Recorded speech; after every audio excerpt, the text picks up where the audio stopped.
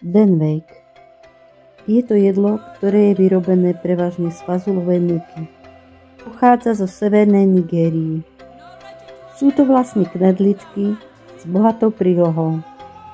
Urobila som ho zo surovín, ktoré som zohnala na Slovensku. Maniokovú múku som nahradil škrobom a cesto je tak pružnejšie a hladšie. V recepte sú jedinečné sušené hroznové listy, ktoré sú jemne nakyslasté.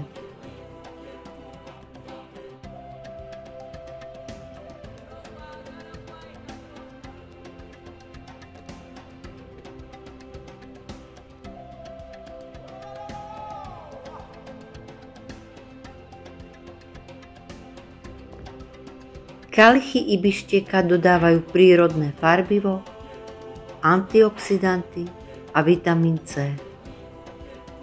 Hroznové listy pridávame spolu s vodou a vyformujeme cesto.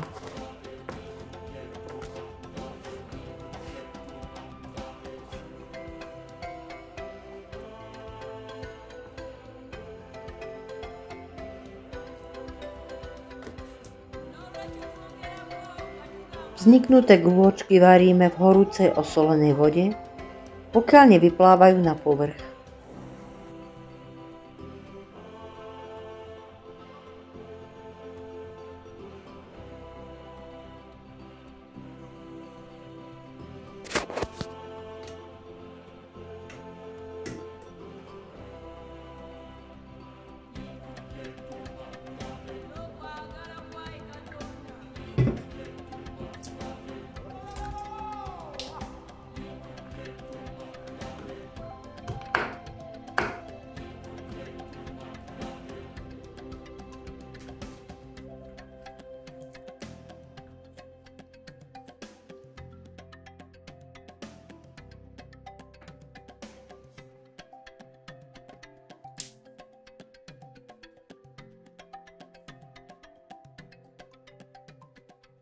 Guľvočky sami o sebe nemajú výraznú chuť, takže bohatá obloha je veľmi dôležitá.